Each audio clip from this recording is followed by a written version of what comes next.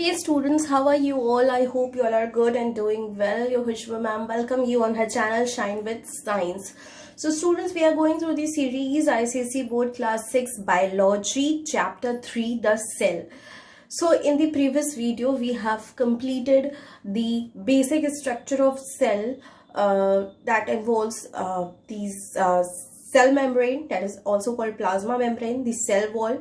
The cell wall is present only in plant cells and in fungi, okay, and it is not present in animal cell, okay. And the cytoplasm, the fluid content of the cell which is present between the nucleus and the plasma membrane is called the cytoplasm, right? In the cytoplasm the other cell organelles are present. There are so many cell organelles present, means not so many, you can say there are some cell organelles present in each and every cell, right? Like Golgi bodies, mitochondria, ribosomes, lysosomes, plastids. Plastids are present in plant cells, okay. It is not present in animal cell. And dictyosomes are present in plant cells instead of Golgi bodies. मतलब almost function same होता है dictyosomes और Golgi bodies का, but plant cell में उसे dictyosome कहते हैं और animal cell में उसे Golgi bodies कहते हैं, ठीक है. ऐसे vacuoles, ऐसे ही और भी कई मतलब ऐसे ही ये सारे क्या है, सेल ऑर्गेनेलीज है. मतलब सेल के अंदर ये सारे सेल ऑर्गेनेलीज प्रेजेंट होते हैं, जिसके बारे में और उसके फंक्शन के बारे में हम वन बाय वन डिटेल में इस पार्ट में पढ़ेंगे. पार्ट 1 में हमने स्ट्रक्चर ऑफ सेल के पार्ट 1 में हमने जान लिया सेल वॉल, प्लाज्मा मेम्ब्रेन और साइटोप्लाज्म के बारे में, न्यूक्लियस के बारे में भी हमने जान लिया. अब बारी है सेल ऑर्गेनेलीज की बच्चों. ये सेकेंड पार्ट है स्ट्रक्चर ऑफ सेल का, जिसमें हम जानेंगे सेल ऑर्गेनेलीज के बारे में. तो सेल ऑर्गेनेलीज होता क्या है बच्चों? सेल को जरूरत पड़ती है, कई सारे फंक्शन सेल परफॉर्म करता है, राइट. मैंने आपको बताया है कि सेल इज दी, ये बिल्कुल डिफिनेशन है इसका, स्ट्रक्चरल और फंक्शनल यूनिट है लाइफ का सेल, ठीक है. लिविंग बींग्स का स्ट्रक्चरल और फंक्शनल यूनिट है सेल, ठीक है. तो सेल बहुत सारे फंक्शंस परफॉर्म करता है, इसलिए इसके पास कई सारे छोटे छोटे स्ट्रक्चर्स होते हैं, ठीक है. साइटोप्लाज्म में ये माइन्यूट स्ट्रक्चर्स जो होते हैं प्रेजेंट होते हैं साइटोप्लाज्म में, ये परफॉर्म करते हैं वो सारे फंक्शंस सेल के अंदर, और ये क्या कहलाते हैं, सेल ऑर्गेनेलीज कहलाते हैं, ठीक है बच्चों. सेल तो फंक्शनल यूनिट है, बट उसमें कुछ ऐसा प्रेजेंट होगा जो कि फंक्शन करता होगा सारी, ठीक है. तो ये छोटे छोटे से टाइनी स्ट्रक्चर्स प्रेजेंट होते हैं सेल के अंदर, जिन्हें हम सेल ऑर्गेनेलीज कहते हैं, जो कि सेल के अंदर सारे फंक्शंस को परफॉर्म करते हैं, ठीक है. तो कुछ इंपॉर्टेंट सेल ऑर्गेनेलीज जो प्रेजेंट होते हैं सेल्स में, वो होते हैं क्या क्या बच्चों? Mitochondria, endoplasmic reticulum, Golgi bodies, ribosomes, lysosomes, centrosomes, vacuoles and plastids, ठीक है बच्चों. तो ये जो है कुछ सेल ऑर्गेनेलीज है जो कि प्रेजेंट होते हैं मोस्ट ऑफ दी सेल्स में, ठीक है. So one by one let's start discussing the cell organelles. First is mitochondria, ठीक है. माइटोकॉन्ड्रिया इसका सिंगुलर फॉर्म होता है माइटोकॉन्ड्रियन, ठीक है. माइटोकॉन्ड्रिया बच्चों, अगर आप फिगर देख सकते हैं, आपको ये फिगर दिख रहा होगा, ये माइटोकॉन्ड्रिया का फिगर है, ठीक है. इसकी एक को आप देखेंगे कि जो मेम्ब्रेन होती है इसकी, ये एक आउटर मेम्ब्रेन होती है, ठीक है, और एक इनर मेम्ब्रेन होती है, अंदर की साइड की ये आपको मेम्ब्रेन दिखाई दे रही होगी, इसकी कवरिंग होती है, ठीक है. बीच में मैट्रिक्स प्रेजेंट होता है, ये जो पूरा दिख रहा है आपको बच्चों ये मैट्रिक्स है, ठीक है. और इसी माइटोकॉन्ड्रिया पे क्या होते हैं बच्चों? राइबोसोम्स भी लगे हुए होते हैं, चिपके हुए होते हैं राइसोसोम्स. और इसकी पार्ट जो होती है बच्चों, ये जो निकला हुआ है साइड में, ठीक है, दिस इज कॉल्ड क्रिस्टी, ठीक है. ये जो आपको सारे स्ट्रक्चर्स इसमें दिख रहे हैं बच्चों, ये जो स्ट्रक्चर्स है इसको क्रिस्टी कहते हैं, ठीक है, क्रिस्टी कहते हैं. और ये जो है क्रिस्टी का जंक्शन है, ठीक है. ये क्रिस्टी का क्या है? जंक्शन है. और inter membrane space, inter membrane space, ये एक स्पेस यहाँ पे दिखाई दे रहा है, तो ये क्या है? इंटर मेम्ब्रेन स्पेस है बच्चों, ठीक है. That is the inter membrane space. ये आउटर मेम्ब्रेन है. फिर यहाँ पे क्या है? ये जो पूरा क्रिस्टी के मतलब चारों तरफ एक इनर मेम्ब्रेन होती है, और इस आउटर और इनर मेम्ब्रेन के बीच का जो स्पेस होता है बच्चों, वो होता है इंटर मेम्ब्रेन स्पेस, ठीक है. यानी कि दो मेम्ब्रेन्स के बीच का स्पेस है, तो वो इंटर मेम्ब्रेन स्पेस कहलाता है, ठीक है। और ये जो इसमें आपको स्ट्रक्चर्स दिखाई दे रहे हैं, इसको क्रिस्टी कहते हैं, और इस क्रिस्टी के ऊपर कुछ ग्रैन्यूल्स प्रेजेंट होते हैं बच्चों, साथ ही साथ इस पे राइपोसोम्स भी प्रेजेंट होते हैं। और ये पूरा जो आपको पूरा ये स्ट्रक्चर ओवरऑल दिख रहा है, इसको माइटोकॉन्ड्रिया का मैट्रिक्स कहते हैं, ठीक है। क्या कहते हैं बच्चों? मैट्रिक्स कहते हैं। तो माइटोकॉन्ड्रिया का ये स्ट्रक्चर कुछ ऐसा होता है, ठीक है। अब बात करते हैं क्या होता है माइटोकॉन्ड्रिया। तो ये टाइनी रॉड या ओवल शेप के स्मॉल स्ट्रक्चर्स होते हैं जो कि डबल मेम्ब्रेन वाले होते हैं, ठीक है। यानी कि दो मेम्ब्रेन से ये बाउंड होते हैं, एक होता है आउटर मेम्ब्रेन और दूसरा होता है इनर मेम्ब्रेन, ठीक है। ये बिल्कुल छोटे छोटे से कैसे रॉड शेप्ड या ओवल शेप आपको दिख रहा होगा, थोड़ा बहुत रॉड शेप या ओवल शेप है ये, ठीक है। और ये जो है कि डबल मेम्ब्रेन से इसमें प्रेजेंट होता है, तो डबल मेम्ब्रेन स्ट्रक्चर होता है, ये डबल मेम्ब्रेन से घिरा हुआ होता है। इसका आउटर मेम्ब्रेन जो होता है वो पोरस होता है, और इनर मेम्ब्रेन जो होता है वो फोल्ड होके क्रिस्टी फॉर्म कर लेता है, ठीक है। तो बच्चों जो आउटर मेम्ब्रेन है ये पोरस होता है। पोरस यानी कि इसमें छोटे छोटे से पोर्स होते हैं। पोर्स इसलिए होते हैं बच्चों क्योंकि ताकि जो भी न्यूट्रिएंट्स है, ऑक्सीजन है, वो सब माइटोकॉन्ड्रिया के अंदर एंटर कर सके, और जो भी वेस्ट प्रोडक्ट है वो सब माइटोकॉन्ड्रिया के बाहर एग्जिट कर सके। इसके लिए ये जो आउटर मेम्ब्रेन है ये पोरस होती है, उसमें पोर्स होते हैं, ठीक है। उसी से एंट्री और एग्जिट होती है जो भी materials, nutrients, oxygen, carbon dioxide, ये सारी चीजों का, ठीक है। और जो इनर मेम्ब्रेन होती है बच्चों, ये क्या होती है? फोल्डेड होती है। ये आपको दिख रहा होगा, ये फोल्डेड स्ट्रक्चर है, ठीक है। ये इनर मेम्ब्रेन ही जो है कि फोल्ड होके क्रिस्टी बना लेती है। क्या बना लेती है बच्चों? क्रिस्टी बना लेती है, ये क्रिस्टी फॉर्म कर लेती है फोल्ड होके, ठीक है। It is present in plants and animals. Mitochondria plant cell और एनिमल सेल दोनों में ही प्रेजेंट होती है बच्चों, ठीक है। माइटोकॉन्ड्रिया की बात करें बच्चों तो वो प्लांट सेल और एनिमल सेल दोनों में ही प्रेजेंट होती है, ठीक है। तो अगर आपसे पूछा जाए, कोई आपसे पूछ ले सपोज कि माइटोकॉन्ड्रिया किस में प्रेजेंट होती है, प्लांट सेल या animal cell, suppose teachers confuse करने के लिए क्वेश्चन ऐसे पूछ देते हैं, तो आपको कंफ्यूज नहीं होना है बच्चों। आपको ये बात हमेशा याद रखनी है कि माइटोकॉन्ड्रिया प्लांट सेल में भी प्रेजेंट होता है और एनिमल सेल में भी प्रेजेंट होता है। बैक्टीरिया और रेड ब्लड सेल्स में माइटोकॉन्ड्रिया नहीं होता है। और ये बात भी आपको याद रखनी है बच्चों कि किस में नहीं प्रेजेंट होता है माइटोकॉन्ड्रिया, तो बैक्टीरिया में नहीं प्रेजेंट होता है और रेड ब्लड सेल्स में, ठीक है। हमारे ब्लड का जो आरबीसी होता है उसमें माइटोकॉन्ड्रिया प्रेजेंट नहीं होता है, ठीक है। इसके फंक्शन की बात करें तो इसको पावर हाउस कहते हैं सेल का, ठीक है। क्योंकि जो भी एनर्जी मिलती है हमारे सेल को सारे फंक्शंस परफॉर्म करने के लिए, वो माइटोकॉन्ड्रिया ही देता है सारी एनर्जी हमारे सेल के सारे पार्ट्स को, ताकि पूरा ओवरऑल फंक्शन अच्छे से परफॉर्म हो सके। ऐसा इसलिए होता है कि ब्रेकडाउन होता है फूड का, माइटोकॉन्ड्रिया में फूड का ब्रेकडाउन होता है, जिससे क्या होती है कि एनर्जी प्रोड्यूस होती है एटीपी के फॉर्म में, जिसे एडिनोसिन ट्राइफॉस्फेट कहते हैं, ठीक है।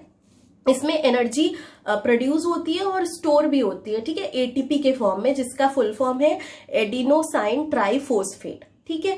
इसके बारे में आप जब बड़े होंगे तो आप हायर क्लासेस में जाएंगे तो आप थोड़ा डिटेल में पढ़ेंगे। अभी बस आप इतना जान लीजिए कि एनर्जी प्रोड्यूस होती है एटीपी के फॉर्म में, ठीक है।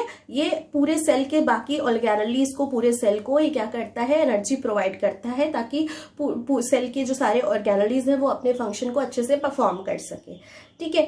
गोल्जी बॉडीज की बात करें तो ये गोल्जी बॉडीज क्या होता है और कैसा होता है बच्चों, आप देख सकते हैं ये गोल्जी बॉडी का कुछ ऐसा स्ट्रक्चर होता है, ठीक है। बिल्कुल ये जो है कि कलेक्शन होता है सैक लाइक स्ट्रक्चर का, ठीक है। सैक लाइक थैली जैसा स्ट्रक्चर है, ठीक है। एक तरीके से उसका क्या एक कलेक्शन है, उसका कई सारे थैली जैसे स्ट्रक्चर एक साथ मिलके बना लिए हैं गोल्जी कॉम्प्लेक्स, या कहते हैं इसको गोल्जी बॉडीज भी। प्लांट्स में ये स्कैटर्ड होते हैं साइटोप्लाज्म में। प्लांट्स में क्या होते हैं? प्लांट्स की बात करें तो प्लांट सेल में ये बिखरे होते हैं पूरे साइटोप्लाज्म में, ठीक है। पूरे साइटोप्लाज्म में ये बिल्कुल बिखरे हुए से होते हैं, ये जो सैक्स होते हैं, ठीक है। जैसे एनिमल सेल में ये बिल्कुल कन्फाइंड ऐसा स्ट्रक्चर पाया जा रहा है, लेकिन यही प्लांट सेल में क्या होता है? ये बिखरे बिखरे से होते हैं, ठीक है। तो वो एक बिल्कुल जो है कि सैक लाइक, मतलब कलेक्टेड नहीं होते बल्कि बिखरे हुए से होते हैं। और प्लांट्स में ये कहलाते हैं क्या? डिक्टियोसोम्स। क्या कहलाते हैं बच्चों? डिक्टियोसोम्स। अब इसके फंक्शन की बात करें तो ये सीक्रीट करते हैं कई सारे सब्सटेंसेस, जैसे प्रोटीन, हार्मोन्स और एंजाइम्स।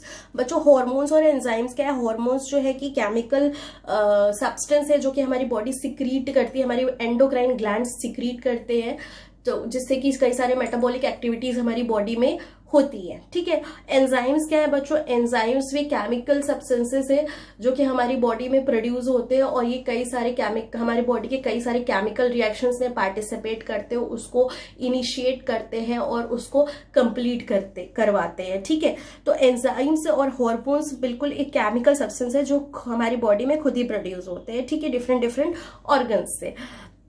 प्रोटीन्स आप सभी को पता है बच्चों, तो ये सारे सब्सटेंस कौन सिक्रीट करता है, मतलब कौन रिलीज करता है बच्चों? वो है गोल्जी बॉडी। सेल के अंदर इन सारी चीजों की जरूरत होती है बच्चों, हार्मोन्स की भी जरूरत है, एंजाइम्स की भी जरूरत है, प्रोटीन्स की भी जरूरत है। ठीक है, ताकि सारे जो भी फंक्शंस है वो अच्छे से हो सके, इसलिए गोल्जी बॉडीज जो है वो सिक्रीट करता है हार्मोन, प्रोटीन्स और एंजाइम्स। ठीक है, तो माइटोकॉन्ड्रिया और गोल्जी बॉडी क्या होता है, उसका स्ट्रक्चर कैसा होता है और उसका फंक्शन क्या होता है, क्लियर हो गया होगा आपको students. Now next is endoplasmic reticulum.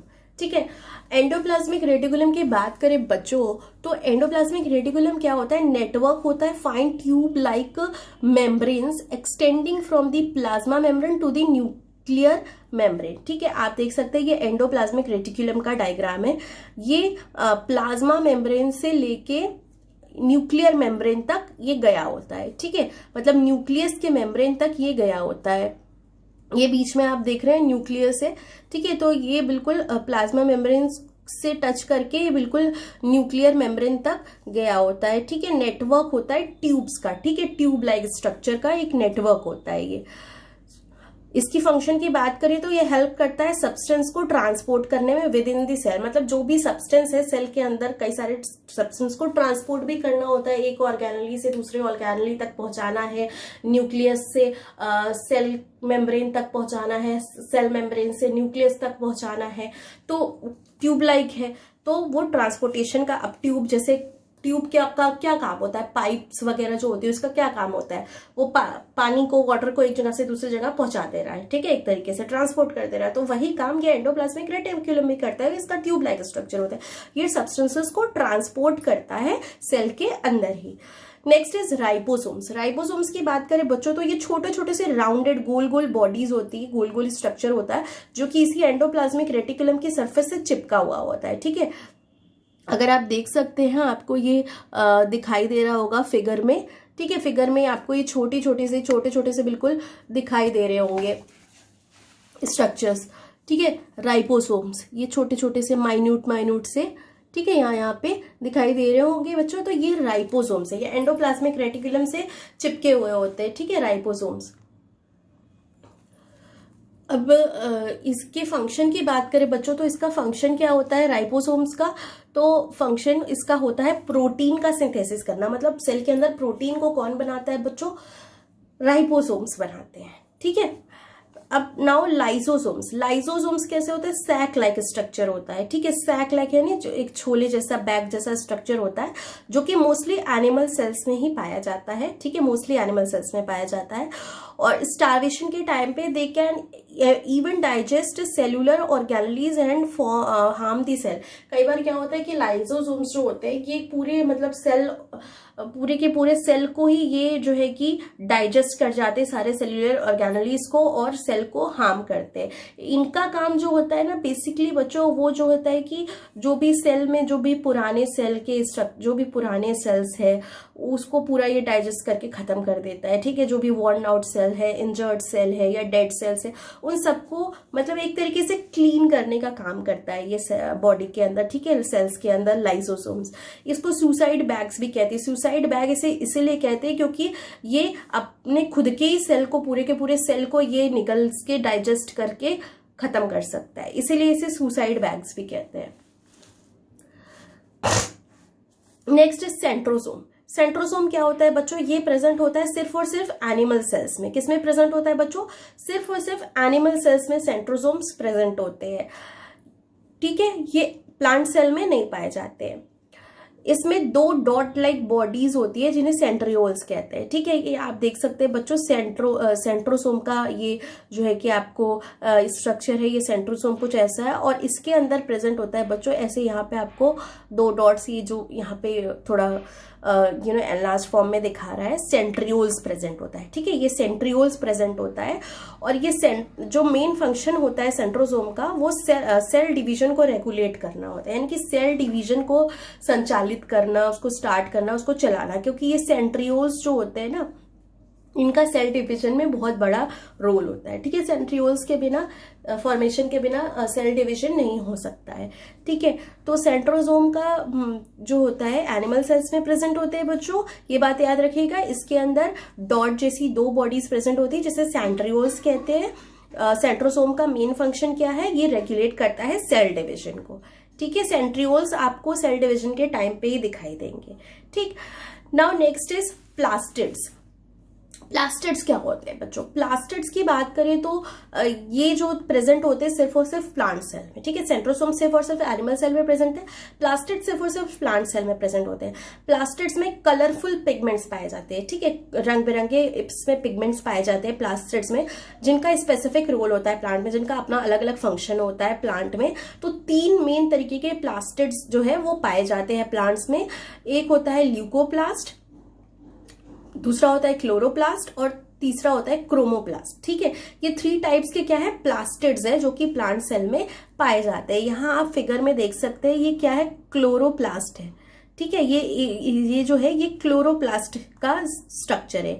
ठीक है, इसके अंदर क्या है कि ये आप देख सकते हैं आउटर मेम्ब्रेन है। ठीक है, ये इसकी आउटर मेम्ब्रेन है और ये इसकी इनर मेम्ब्रेन है। ये जो डार्क ग्रीन कलर का आपको दिख रहा है बच्चों, ये इसकी आउटर मेम्ब्रेन है। ठीक है, पूरे आउटर मेम्ब्रेन है। और ये जो लाइट ग्रीन कलर का दिख रहा है आपको पूरा सराउंडेड, ये इनर मेम्ब्रेन है। ठीक है, और इसके बीच में जो है कि जो पाया जा रहा है, खाली जगह जो पाई जा रही है उसको स्ट्रोमा कहते हैं। ठीक है, क्या कहते हैं बच्चों, स्ट्रोमा कहते हैं। और ये जो आपको बंडल्स में बंचेस दिखाई दे रहे हैं, कॉइन लाइक स्ट्रक्चर्स बिल्कुल आपस में बंचेस में बने हुए हैं, इसको ग्रैनम कहते हैं। क्या कहते हैं बच्चों, ग्रैनम कहते हैं। और साथ ही साथ ये जो मतलब ये पूरे स्ट्रक्चर को ग्रैनम कहते हैं। और ये जो आपको एक स्ट्रक्चर यहाँ पे ये ऐसे दिखाई दे रहे हैं, एक एक स्ट्रक्चर की बात करें तो इसको थाइलाकॉइड्स कहते हैं। क्या कहते हैं बच्चों, थाइलाकॉइड्स कहते हैं। ठीक है, और ये जो ग्राना होते हैं ये जो है कि जुड़े होते हैं। ठीक है, ये आपस में एक दूसरे से कनेक्टेड होते हैं, किसके थ्रू, लेमिला के थ्रू। आप देख सकते हैं। ठीक है, ये जो ग्रानम है ये कनेक्टेड है एक दूसरे से, किसके थ्रू, लेमिला के थ्रू। तो ये जो है बेसिक पार्ट्स है एक क्लोरोप्लास्ट के। ठीक है, आउटर मेम्ब्रेन, इनर मेम्ब्रेन। ठीक है, उसके अंदर क्या पाया जा रहा है बच्चों, जो स्पेस है डेट इज स्ट्रोमा। और ये जो पूरा अरेंज्ड है, ठीक है, ग्रानम। और एक अगर ग्रानम में से एक स्ट्रक्चर ले तो दैट इज थाइलाकॉइड्स। और ये जो ग्रानम सारे आपस में एक दूसरे से कनेक्टेड होते हैं with lamella. Okay students, clear? Now let's see, chloroplast आप देख रहे हैं ग्रीन कलर का है। ठीक है, क्लोरोप्लास्ट क्या है, ग्रीन कलर का प्लास्टिड होता है जिसमें कि क्लोरोफिल प्रेजेंट होता है। इसी में बच्चों क्या प्रेजेंट होता है, क्लोरोफिल प्रेजेंट होता है। ठीक है, क्लोरोप्लास्ट में ही क्लोरोफिल प्रेजेंट होता है।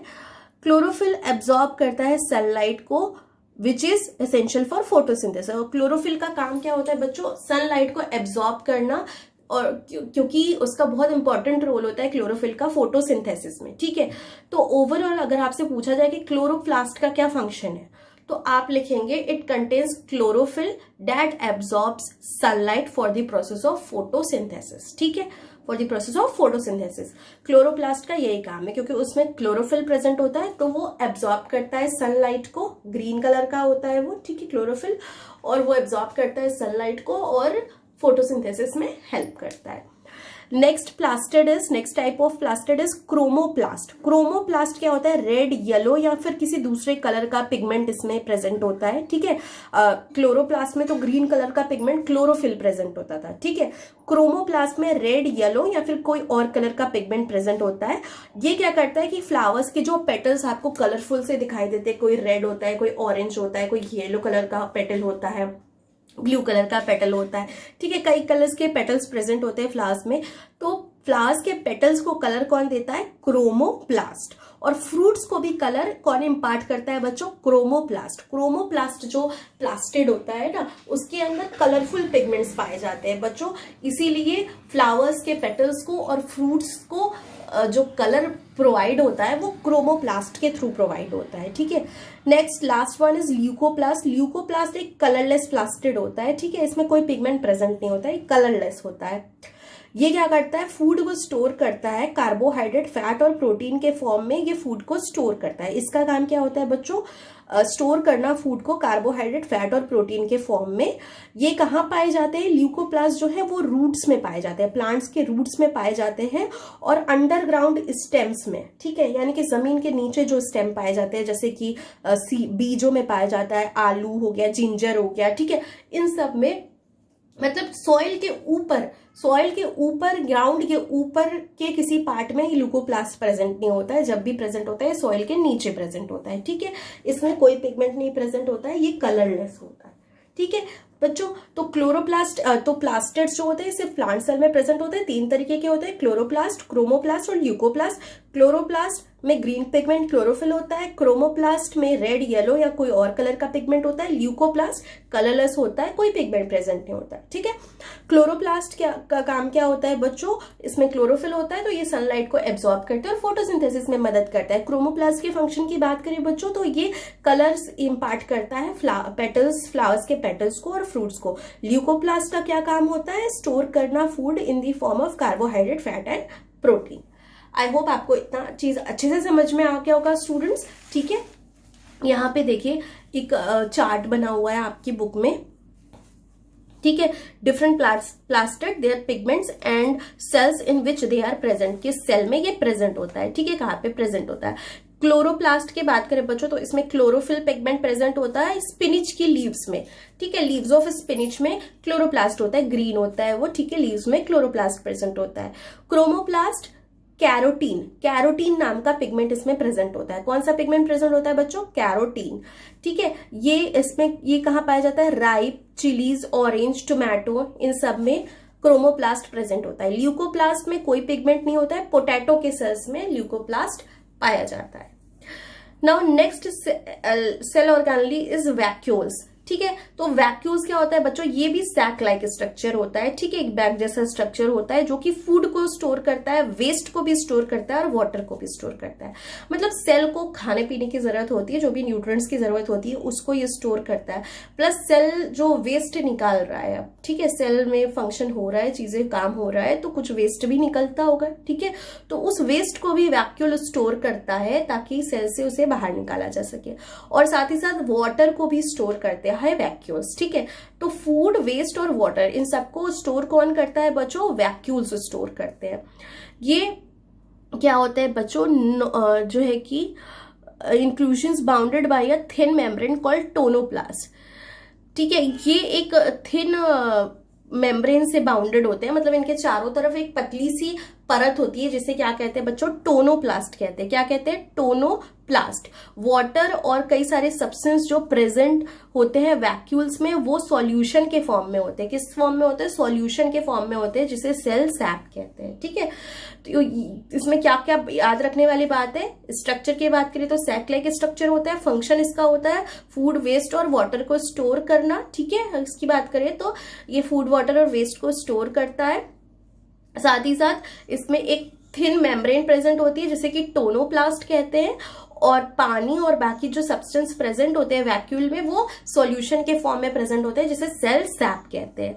प्लांट सेल्स में जनरली एक लार्ज वैक्यूल होता है। प्लांट सेल में क्या होता है, एक वैक्यूल प्रेजेंट होता है जो कि बहुत बड़े साइज का होता है, ठीक है। और एनिमल सेल्स में जो है कि वैक्यूल्स प्रेजेंट जो होते हैं वो बहुत छोटे छोटे साइज के होते हैं, छोटे छोटे साइज के कई सारे वैक्यूल्स प्रेजेंट होते हैं, और प्लांट सेल में एक बड़ा सा वैक्यूल प्रेजेंट होता है। फंक्शन की बात करें तो वैक्यूल्स क्या करता है, सेल्स को टर्जिड रखता है, उसको शेप देता है, ठीक है। सेल्स को शेप भी एक तरीके से वैक्यूल्स प्रोवाइड करता है, और ये फूड मटेरियल्स को स्टोर करता है, वाटर को स्टोर करता है वेरियस सेल्स एक्टिविटीज के लिए। ओके स्टूडेंट्स, आई होप आपको इतनी बातें समझ में आ गई होगी। माइटोकॉन्ड्रिया क्या है, उसके फंक्शंस क्या है, endoplasmic reticulum, Golgi bodies, ribosomes, lysosomes, plastids and vacuoles, ठीक है। ये मेन बेसिक जो है कि और भी जो है कि थोड़े बहुत कुछ स्ट्रक्चर्स प्रेजेंट होते हैं, but these are the basic structures which is present in the cell. Some are present in only animal cell, and some are present only in plant cell, and some are present in both the cells.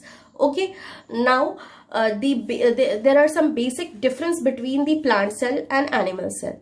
So as we discussed earlier in the previous video, that in plant cell wall is present, in animal cell wall is absent. And in plant cell, plastids are present in the cytoplasm. In animal cell, plastids are not present, these are absent. In plant cell, generally there is a large vacuole, and in animal cells there are small size of vacuoles.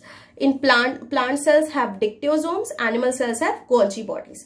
Function same होता है, ठीक है. Golgi bodies क्या होती है कि collected form में होती है एनिमल सेल में, और प्लांट सेल में क्या होती है कि ये बिखरी हुई होती है पूरे साइटोप्लाज्म में, ठीक है. फंक्शन दोनों का एक ही होता है. प्लांट सेल, एनिमल सेल में जो गोल्जी बॉडीज कहला रहा है, प्लांट सेल में वही डिक्टियोजोम्स कहलाता है.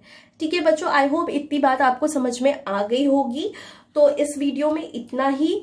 आई होप आपको कोई भी डाउट होगा तो आप कमेंट करके ज़रूर पूछेंगे कमेंट बॉक्स में. और अगर आपको कोई और टॉपिक अगर पूछना है, जानना है, आप चाहते हैं कि मैं किसी और टॉपिक पे वीडियो बनाऊं, आपकी कोई टॉपिक नहीं क्लियर है, तो आप ज़रूर उसके लिए कमेंट बॉक्स में कमेंट कीजिएगा. मैं उस पर वीडियो ज़रूर बनाऊंगी आपके लिए और आपके डाउट को क्लियर करूंगी.